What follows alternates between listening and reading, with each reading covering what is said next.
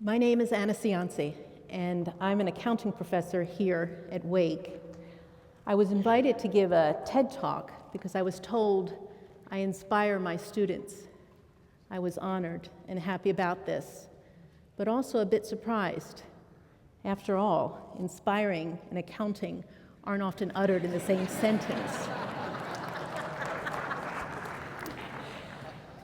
Having spent most of my life in academia, as a student and as a faculty member, professionally, I understand well the importance of curiosity in intellectual development and in the discovery of new knowledge, and I seek to foster it in my students.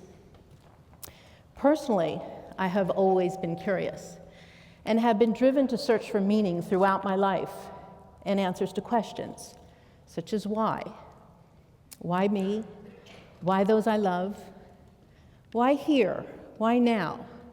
And at times, why bother? I believe that Nietzsche was quite right when he astutely observed, "He who has a why to live for can bear almost any how." To this end, I always ask my students, what lights you up? What classes, what books, what activities inspire you and move you? When do you feel most alive, most engaged, most forgetful of yourself? Pay attention to these classes, these situations. They provide great insight into your why. Today I want to talk about my search for and answers to questions of why and how. Throughout my life, I have listened to countless presentations, commencement addresses, and convocation speeches that have sought to provide inspiration and answers. Many presented some variation on the achievement, acquisition, ascension formula. That is, work hard, don't quit when encountering obstacles, and success and ascension up the professional and social ladders will follow.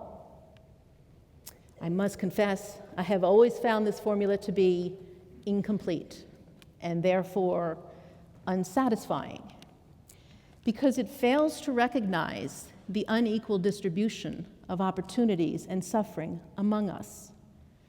The fact that hard work doesn't always produce the positive outcomes that we seek, and the inadequacy of a definition of success as worldly achievement, the acquisition of material goods, and the size and standing of our social circles. Like the world in general, the achievement, acquisition, ascension formula tends to conflate our who with our whats, defining who we are and why we matter by what we do for a living, what we own, what we drive.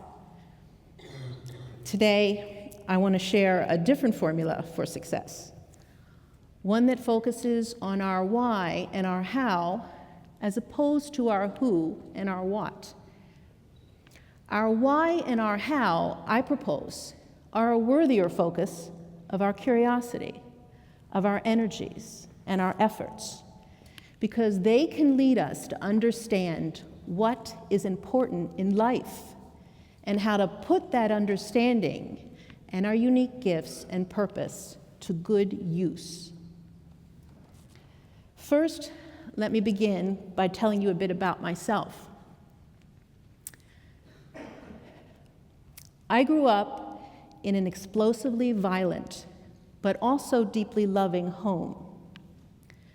My father, an attorney, was a humble, generous, and charismatic man who was loved by all who met him. And in many ways, he was a dedicated family man and was very loving. But he had another side.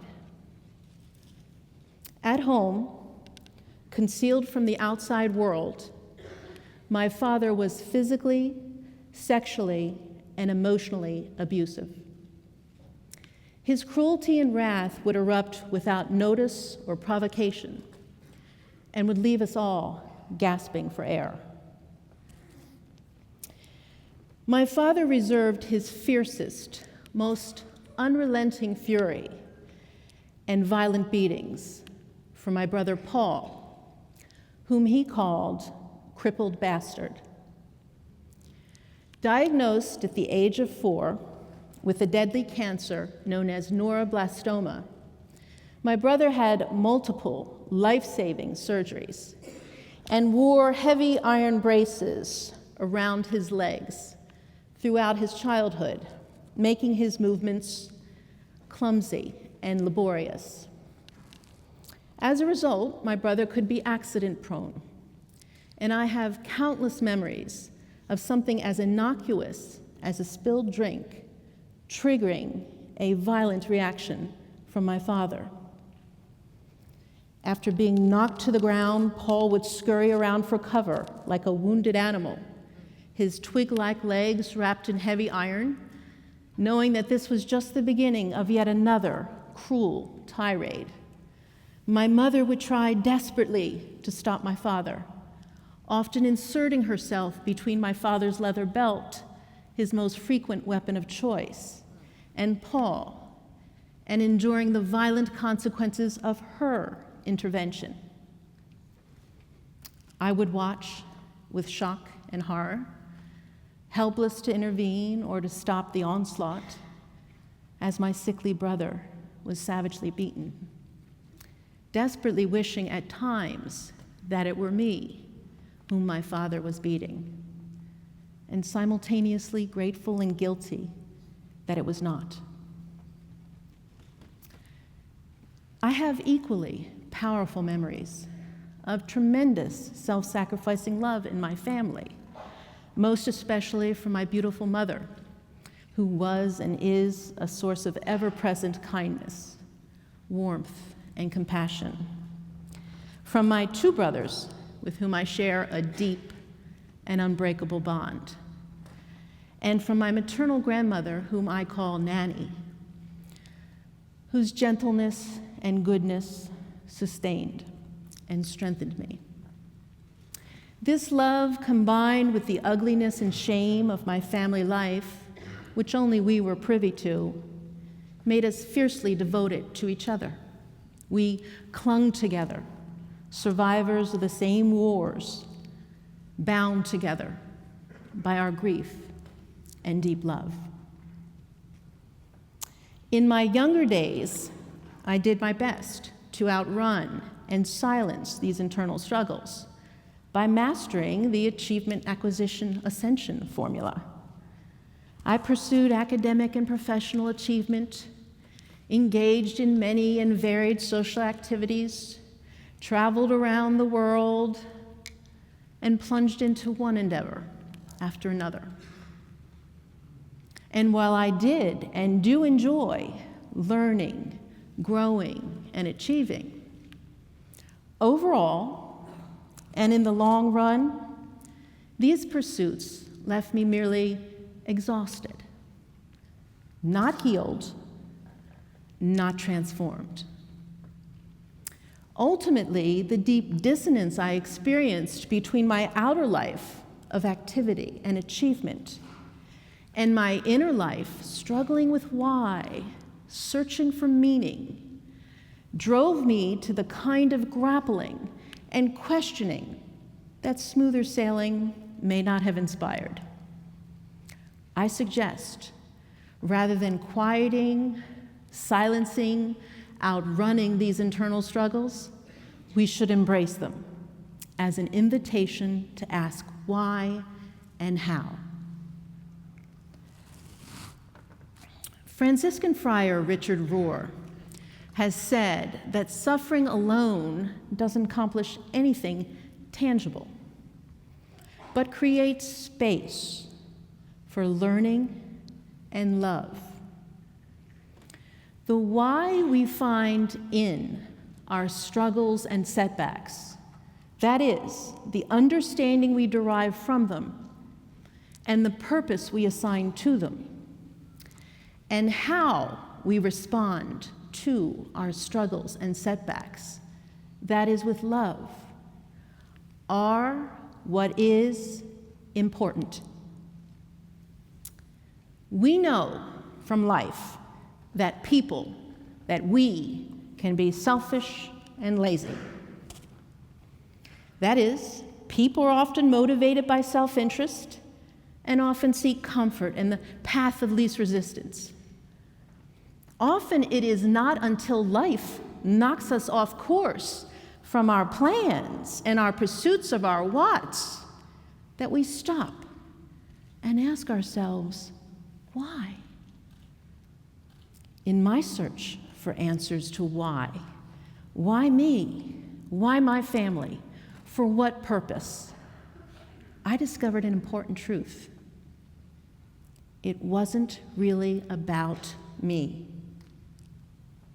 Let me explain.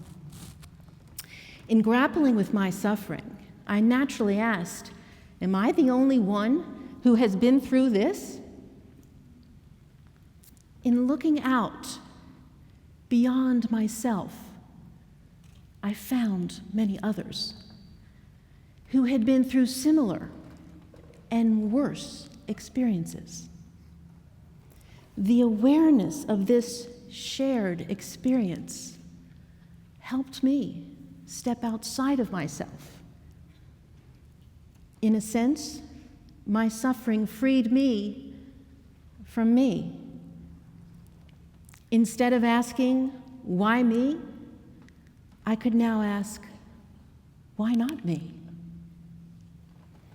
Suffering and setbacks, which can come in many different forms, give us an opportunity to understand better the pain and heartaches of our neighbor. How we use this insight to become bitter or better, as they say, is the next step. That is, we can use our suffering to become softer, more compassionate, more sensitive to and aware of the interconnectedness and universality of suffering, if we embrace it with love. In this way, it can help heal us and strengthen us and transform us, and we can indeed become better. Maybe not in the worldly sense, not necessarily in the achievement, acquisition, ascension formula way, but we can become better human beings, alive with understanding and love. And where does this love come from? Well, some of us have been blessed with unconditional love from our families. But for many, many, many others, love can come from many other sources. The kindness of a stranger, a good person who comes into our life for a reason or a season, a pet that loves us unconditionally.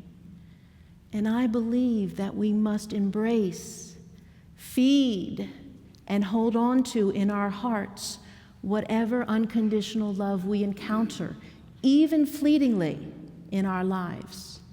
Because after all, what we feed does indeed grow. In addition, sometimes we can become the love that we long for. Let me say that again. Sometimes we can become the love that we long for in obvious and less obvious ways. For instance, by devoting ourselves, our lives, our work to a cause close to our heart, or by extending ourselves to an overlooked person in our midst. Only love can heal the unhealable and can help us to accept the unacceptable. And this love, in turn, can give our suffering meaning and purpose.